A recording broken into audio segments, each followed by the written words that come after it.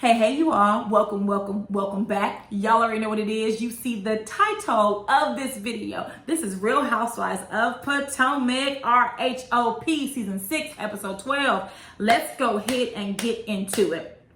I really enjoyed this episode. It was lighthearted, it was funny, and of course, it was unreasonably shady, darling. So I loved every minute of it. We're going to breeze past these next few scenes because we really want to get to the meat and potatoes, which is that damn event at Gizelle's home. So first we pick up with Gizelle. Her house is under construction and she has the nerve to call it Hotel Gizelle. Honey, this is not the Westin. This is not the Ritz. Hell, and Kathy over at Beverly Hills ain't even the goddamn Hilton. So I don't know what you call a hotel. More like the Red Roof Inn, and even that is better than Gizelle's current state of her home. But anyways, she's talking to Robin about their reasonably shady event, and she's saying, listen, all the women are invited, but Wendy and Karen can't go in my house and use the restroom. First of all, Gizelle, don't nobody want to go in that ugly house and use your ugly restroom in the first place. But two, only a low down and dirty mean girl would think of something like that. Because when Robin was like, well, where are they supposed to use the restroom? And she said, I don't know. They can go outside for all I care. Trifling. But Robin wasn't having none of that. And Gizelle decided to acquiesce. And she said, okay. They can use my ugly bathroom if they want to. So next, we get to Karen. And she has the prototypes for her candles, which they look pretty enough. It has a gold top, white base. Looks just like a Bath and Body Works candle. There's nothing wrong with that. I like Bath and Body Works candles. I don't know how much those candles cost, or I should say, I don't know how much Karen's candles are going to cost, but they look pretty enough.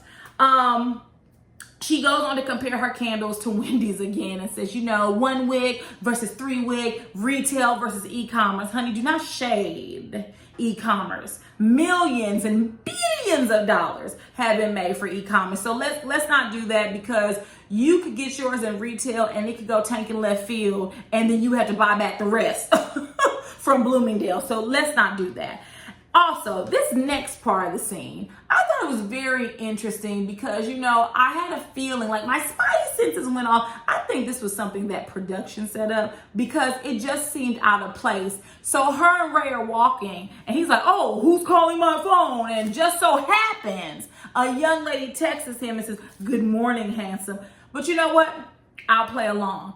Baby, if I was Karen, I'm not going to take and call back anybody's number. This is Miss Karen Hugo. We've been married for 25 years. Honey, is she a side chick? Honey, she don't care how long you've been married. Ask Portia. Okay. Sorry, Portia fans. Sorry. My bad, Portia fans. My bad. Listen, if she's a side chick, she don't give a damn how long you've been married. So all of that calling and leaving messages is futile. At that point, you just need to throw him back to the streets.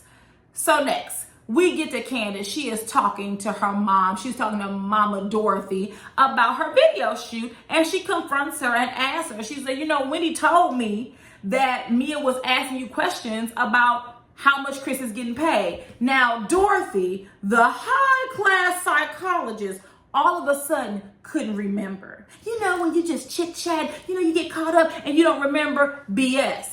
Because if you didn't remember, then you also would know whether what Mia said was malicious or not, because that's what you said, Mama Dot. You said, well, what Mia said wasn't malicious. Well, how would you know if it wasn't malicious or if it was malicious if you don't remember what she said? Pull that reverse psychology on Candice and not nobody else, okay? So then Chris comes down and Candice is filling him in, and he's like, listen, your mother has never paid a bill that said Chris Bassett on it. And all of a sudden you see Dorothy and she rolling her eyes, which that type of behavior is what leads to people questioning who pays the bills in the Bassett household. Now, let's say she's never paid a bill for Chris, right? We're just going to go ahead and believe that's true. If she has paid bills that they have acquired as a couple or just Candice's bills, that still ain't none of our business, okay? And she can do that because she's Candice's mother. Whatever issue they have with it, Candice need to work that out with her mama. But see, Candice was like, Mia got the right one because I invited her to my video shoot and she's over here, putting her little gnarled lips in my business. But what she can do is she can go crack some backs at Chiropractic Stripper LLC. And I said, whoops. I can't wait to see what Mia thinks about that. Moving on. Next, speaking of Mia, we see her and she is having ice cream with her fam bam and her mom. And she confronts her mom about not spending as much time with her, and Mia feels as if, because I have my ish together, then you feel I don't need you, and that's not true. And I'm going to tell you the part of the conversation I didn't care for, and I'll move on. She said to her mom, I reached out to you and asked that you want to come and nanny for us, and you turned us down and said Rashida needed you. First of all, where do you women and men get off having children and then plopping them on the grandparents' lap? Now, I know that Mia did not have the best parents, but I'm just saying that most people around their age want to retire and they want to relax. If they have grandchildren, they want to be able to spend time with them on their own terms. Where do y'all get off just assuming that your parents have lived all these years and they hit 70 and want to watch your bad crumb snatchers? No.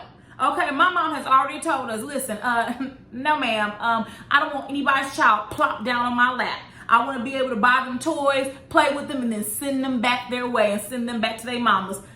Ain't no daycare over here. So stop doing that. People want to retire and enjoy their golden years and not watch your bad kids. But anyways, Mia's mom begins to cry because she said, listen, I'm just so proud of you and I just want us to have a closer relationship. So listen, they working on it. Maybe they can call Mama Dot and she can help them with some therapy. Moving on. Next, we get to Wendy and she has invited Ascala and Karen over. They are going to put together some backpacks to give to educators because oftentimes educators have to surpass their budgets and therefore they have to reach down their own bank account and pay for supplies, which is BS. Teachers should, at minimum, in my opinion, make at minimum $80,000 a year. These people are teaching your children Monday through Friday. Okay, private school started at 8 a.m. and it went to what? Was it 3:30, 4 p.m.? They see your child for more hours of the day than you do. And we're talking about the good teachers here, right? Because there's a lot of good teachers and they only get paid pick and spence. They only get paid $40,000. 35,000? Hell, 50,000 isn't enough. They should at minimum start off at 80,000. Meanwhile, someone can roll their behind in the camera and lick a microphone and they get paid millions of dollars. I don't understand it.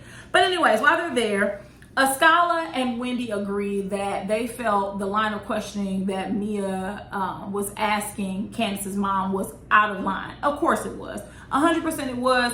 And they said they were offended for Candice. And so was I. It was completely out of line. But we cannot leave her mother out of this equation. She was equally as wrong. First of all, she was more wrong because she shouldn't have been answering Mia's question. She should have told her it was none of her business. That's what she should have done because that's what my mom would have did. My mom would have gossiped about me to someone that A, was my enemy, or B, that was not my friend, period.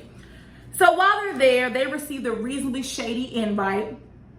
And it said something about, friends and haters. And they were like, well, who's the haters? Which I could understand that. Y'all know what it is. This is the Housewives. You're supposed to be shady. So of course, they had to spice up the invitation.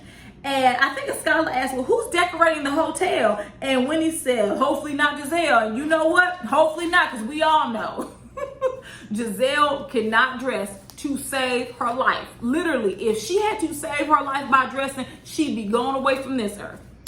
Lastly, Wendy is planning a couples trip. And she's going around the room discussing who she's going to invite. And she looked at Karen. She said, do you think Juan would come? And she says, based on history, based on Juan's track record, hell no. Juan hasn't showed up to anything since what? Season 1, 2, maybe 3? Y'all tell me, I don't remember. But he hasn't showed up to a group couples event in a long, long time. So, Wendy, I wouldn't bet on it. So then Ascala said, well, who's going to come for Gizelle? I said, Ascala, you shady, because you know the answer is nobody. And I don't know if you all caught it, but both Karen and Wendy answered simultaneously. Karen said Robin. And then Wendy said her luggage. Either way, she'll be there alone. Moving on. Next, we get to the Reasonably Shady event. And just some quick notes before we get into the questions and the mess and the drama. One, I really love Gizelle's pink jumpsuit. Just chef's kiss. It was such a beautiful pink. And I love it. Really accentuated Gizelle's curves. And I was kind of disappointed because I did want to see, I was chomping at the bit to see how Gizelle would accessorize the outfit, because a lot of times Gizelle will have on a beautiful outfit, but then the accessories will be wrong, the hair will be wrong, the makeup, just everything's out of order. But unfortunately for Gizelle, she injured her foot, and so she's in a boot, so we didn't get to see that. All we saw was them saying, what is it? Is it Balenciaga or those cheap Steve Madden shoes? Those pink tennis shoes she's been wearing for the last 5 episodes? Honey, that's all we was able to see. But the outfit was pretty. I absolutely loved it. Next, Robin.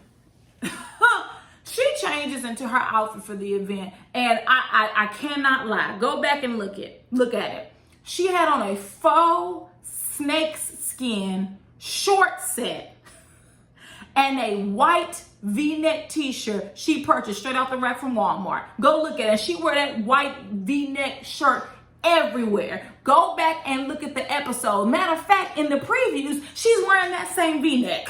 I said, what the hell is Robin wearing? And I'm not going to get my blood pressure up, because we already know that the Potomac girls don't come with the fashion. Thank God for a scholar, because we will be out here hurting our eyes every episode. So then Gizelle is sitting down, resting her foot, and she's asking for food from the, what does she call it? The charcuterie board.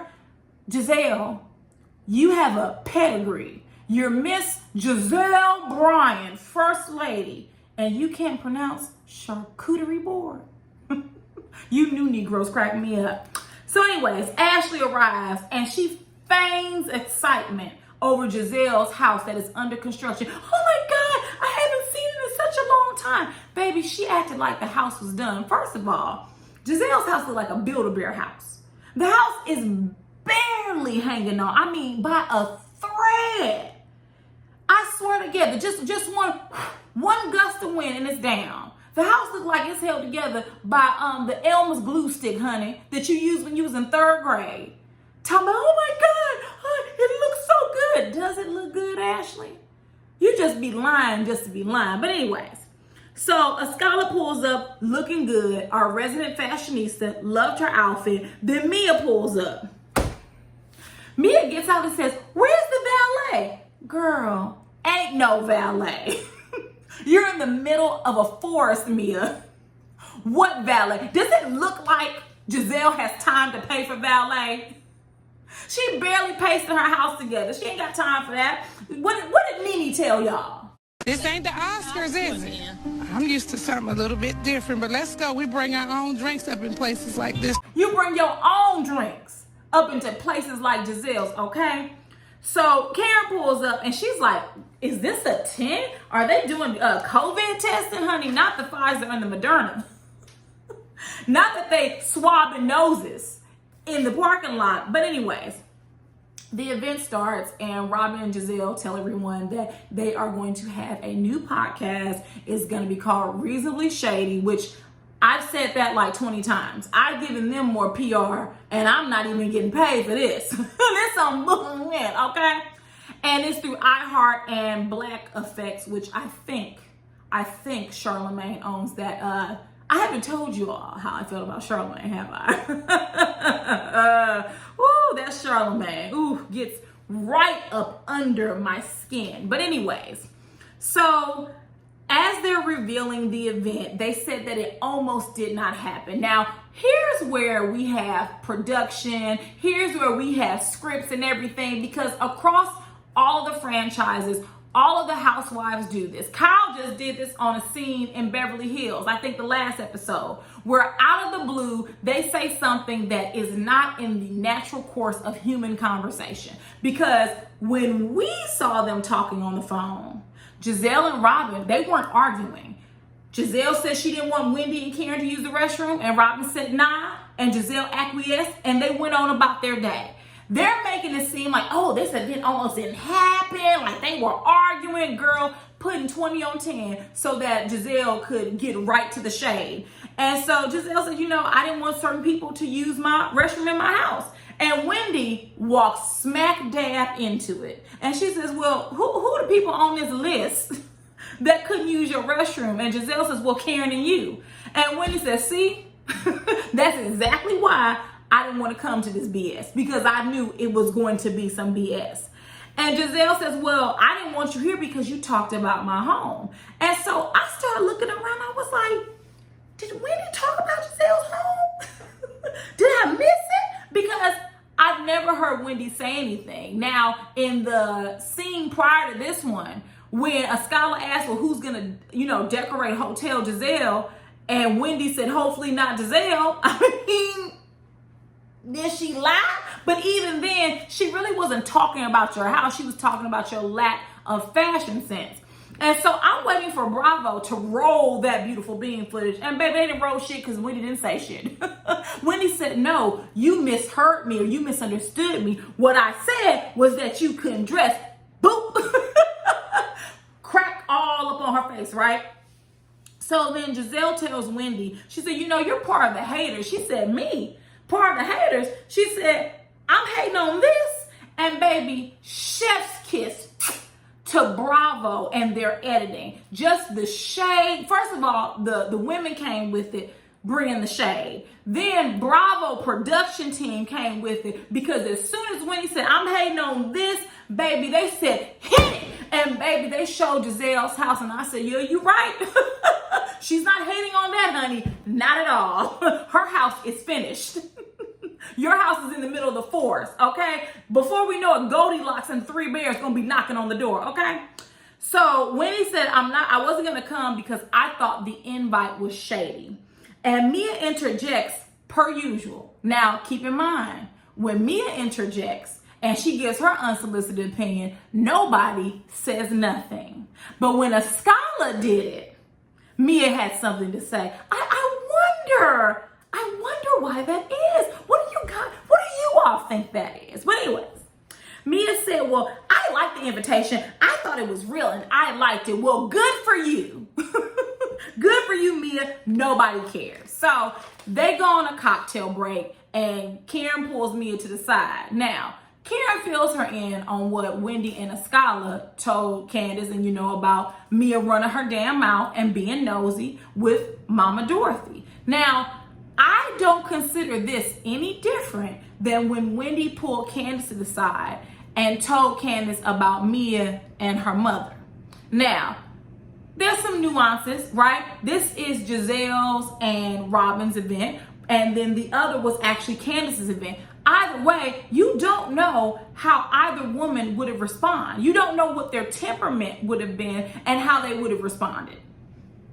So I don't see the difference, but once again, nobody said anything about that. They only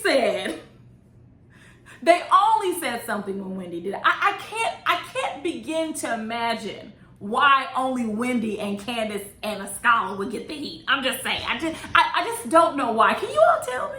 If you know, drop it down below. So Karen comes back and she has candle gift sets for the girls, which I thought was kind of shady because Wendy is coming out with a candle, or well, I can't even say coming out. She's in the early stages of trying to figure out what she wants to do with this Martha Stewart or the Black Martha Stewart line. But Wendy, if I was you, I would have grabbed it, opened it, smelled it, and took it back home and called it Discovery. But anyways, they decide to begin the game. Each girl will have 2 paddles, each woman. I gotta stop calling grown women girls. It just comes off so easily. But each woman will have 2 paddles. One will say reasonably and the other will say shady. Now, the grammar police in me was about to kill over because I just wished that it would have said reasonable instead of reasonably. But I understood why it said reasonably because that's the name of the podcast. So, first question. Is it reasonable or is it shady to hold on to a grudge after an apology has already been given? Of course, Gizelle was talking about Karen, and the majority of them were like, no, it's not, it's not shady, it's reasonable. And honey, you done sat there and talked about raised taxes. You sat there and said how he was crushing on Erica Lyles, okay, your failed business partner. So yeah, she's going to hold a grudge. As they're doing that, we see Candice. She arrives, and I really like Candice's outfit. I'm almost jealous because those type of deep plunge outfits I can't wear because the breast said, nah, we too big.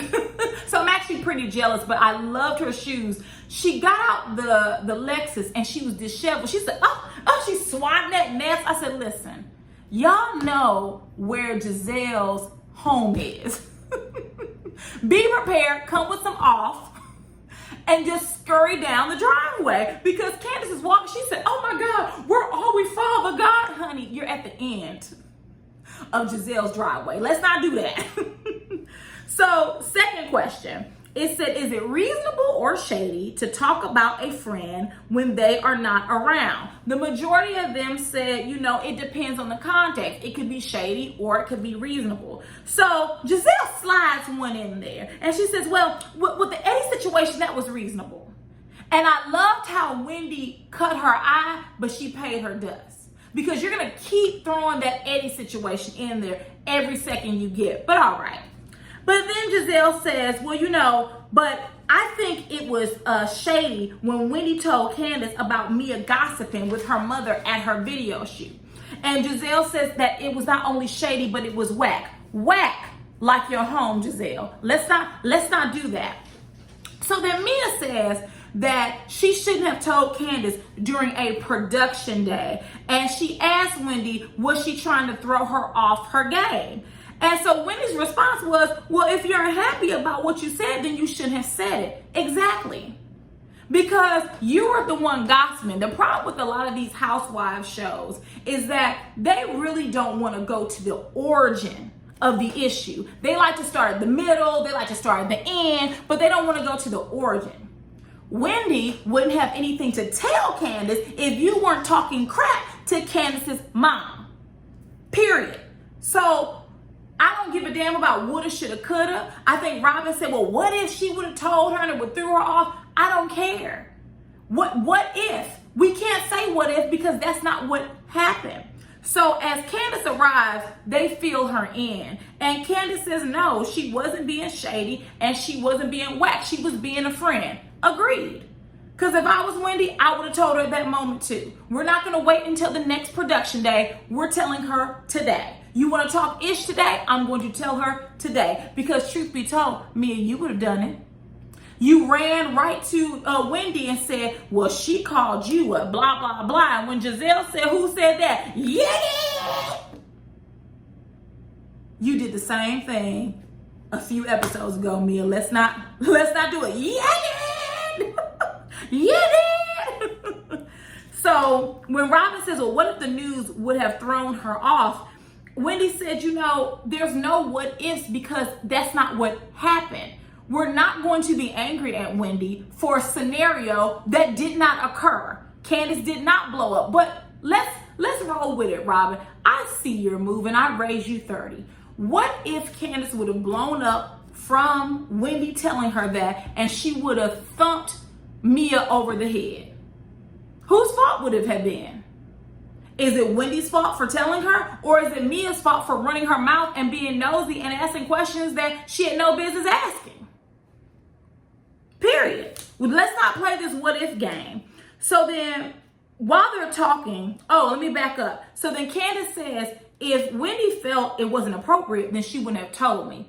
Exactly. My friend knows my temperament. They know how I will react to things. So if she felt that I was going to blow up, she wouldn't have told me in that moment. And that's called trusting your friend. Now, sometimes things can go left. Okay. I remember when I was in high school, brief story time, varsity basketball drama, yada, yada, yada.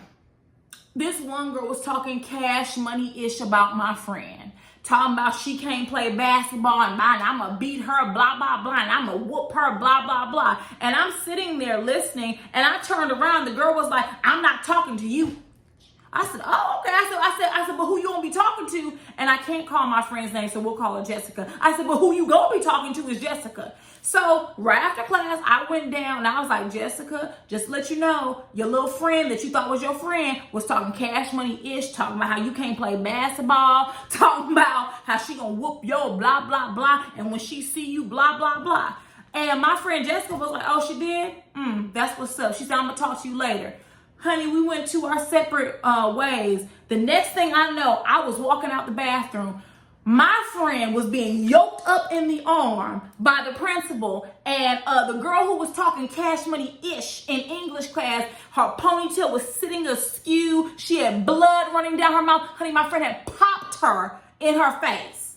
And had I known that my friend was going to react that way, I would have never said, like, grown canary would not have done that. But childish high school canary, I totally did not read the room on that. But Wendy was not going to, I said all that to say that Wendy would not have told Candice that she thought it was going to be an issue. But the issue, the ultimate blame, the onus is on Mia. So then while they're talking, Mia touches Wendy's shoulder, and Wendy said, please don't touch me. And I don't know if you all caught it, but Wendy says, well, then you shouldn't be sitting so close. Now, keep your hands off. Keep your hands off, right? Because Wendy asked you not to touch her, and then you purposely tapped her on her shoulder. Well, then you need to move someplace else. Now, I'm a very logical person. Mia didn't punch her. She didn't kick her. She didn't even tap her that hard. The purpose of what Mia did, though, was to test Wendy. Like, oh, what you gonna do? Yeah, you need to go sit someplace else. See, if you would have been dealing with some of these other characters from the Real Housewives show, Mia, you would have found yourself laid across the table holding on to your wig. Or you would have been running down an alley away from some maniac that was running after you in a Santa Claus costume. I'm just saying. I'm just saying. You dealt with the right one, and Wendy has a lot to lose, and you know that. And you know that Wendy is not going to put her hands on you because she has far more to lose than you. So good job, Wendy, because there have been others that would have lost their cool. Just saying. So then Candice segues, and she confronts Mia about asking her mother if Chris was getting paid. And she was like, you know, why would you do that? And Mia totally doesn't answer the question. She dodges it. And she's like, well, when I arrived, I volunteered my time, and there wasn't a manager to greet me. So because you felt that I was unprofessional, you decided to retaliate by gossiping with my mama? That doesn't even make sense. So, and Candice like, yeah, you volunteered your time, but then you could have left. If you felt it was that disorganized, you could have left. And she said, well, I wanted to be there, but I didn't want to show up to something that was low budget. And Candice said, your mama is low budget. She didn't even blink. And Gizelle in her confessional says, well, your mother is a low blow, is it? Because Candice spent $10,000 of her own money, for someone to turn around and call it low budget. Let's say it is low budget. All right, Mia, where's G's money? Give me more money so it can be this grand video. And I have news for you. Record companies are not spending that much on videos anymore. So if we want to be real, only the top artists get these grandiose videos. So most videos are low budget. How many videos have been filmed in parking lots or on sidewalks? In the back of someone's hotel room. Come on now. It's low budget, all right? And what's low budget is your filler. What's low budget is your Botox. What's low budget is that Ferengi mouth of yours. And Gizelle, I know you ain't talking about low budget. Where is Never Hue Beauty at? Didn't even have the correct shades for black women. And I know what I'm talking about because I wanted to buy some to support a black-owned business, honey. Everything was orange or red.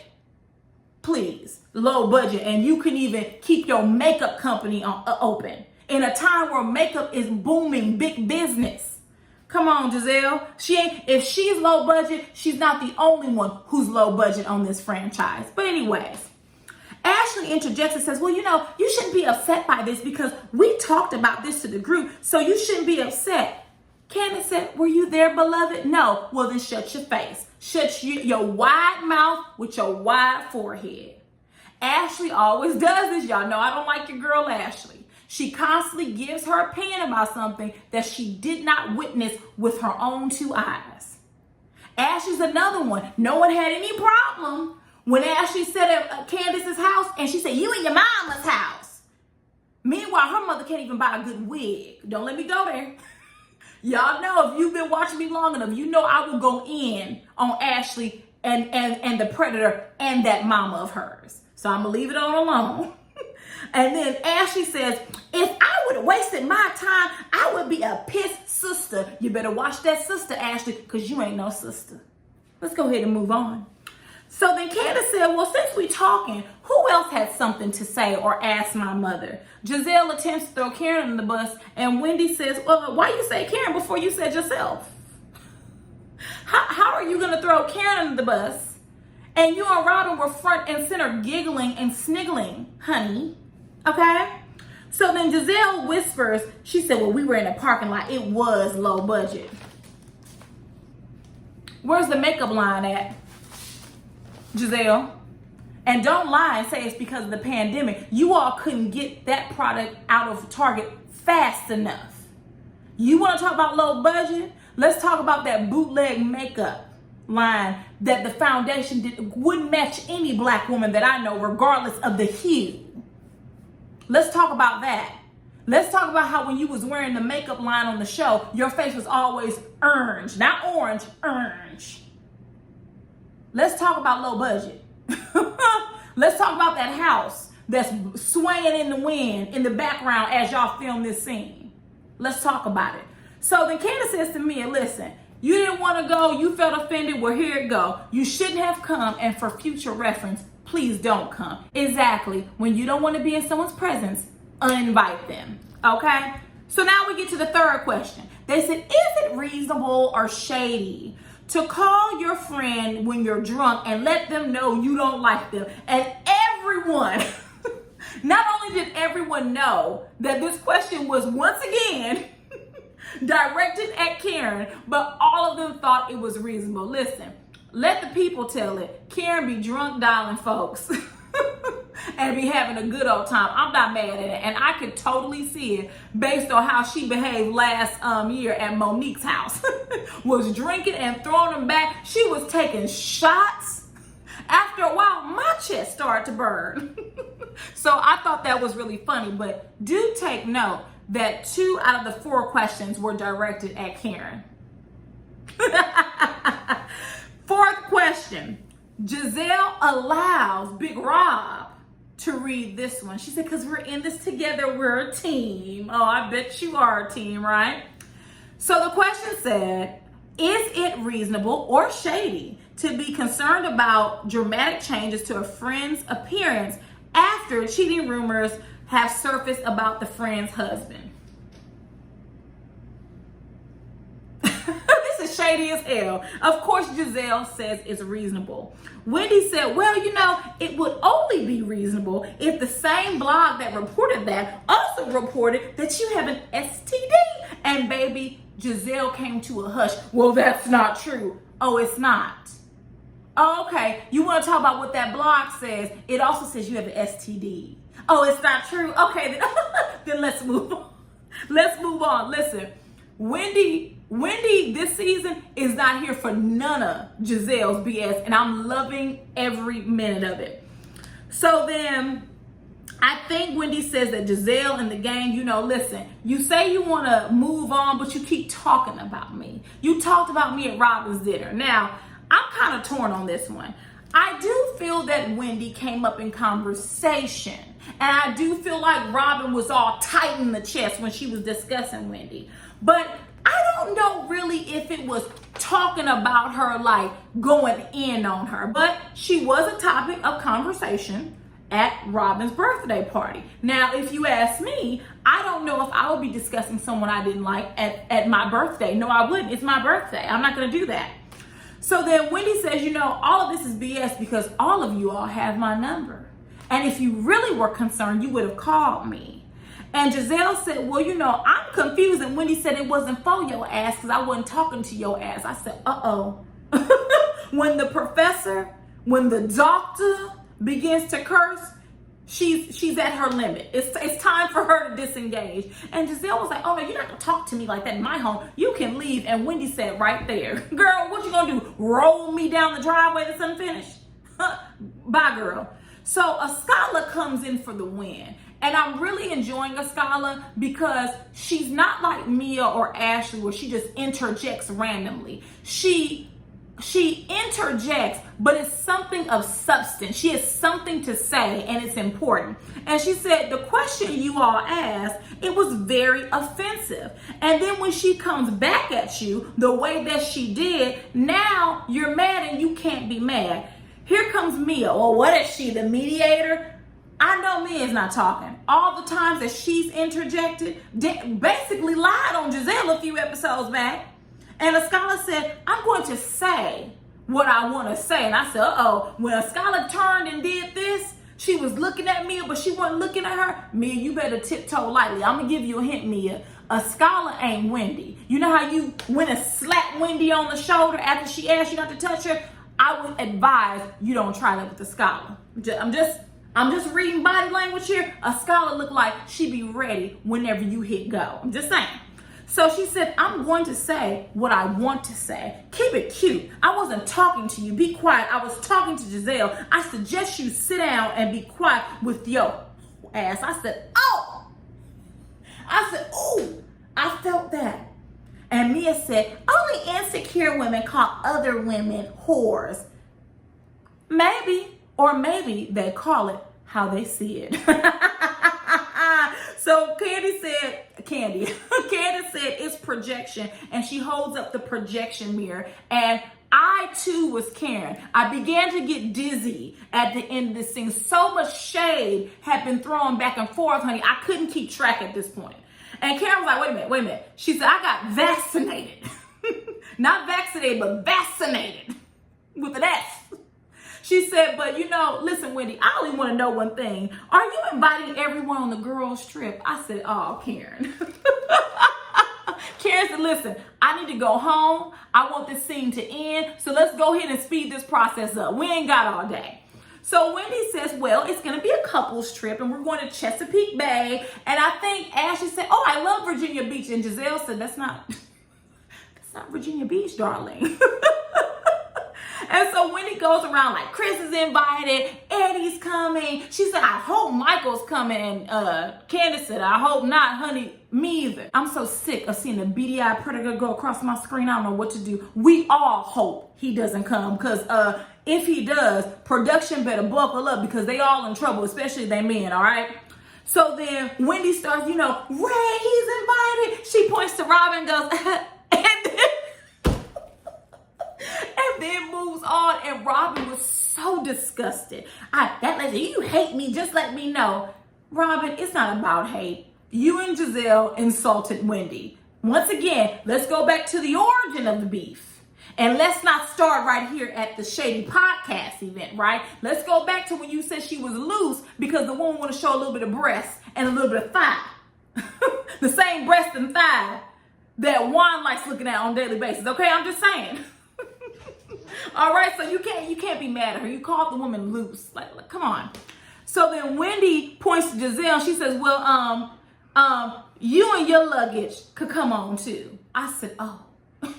And that's when Karen got up and was like, you know what? It's time to go. This vaccination about to make me pass clean on out. And I thought the event just funny. And I love that Wendy she seems like she's understanding the name of the game, which is shade. To beat Gizelle, you got to play her own game. You got to low blow her like she low blows everyone else. Unfortunately, but that's what you have to do. So everyone begins to leave, and I think Askala and Candice want to see the inside of Gizelle's house, or the West Wing.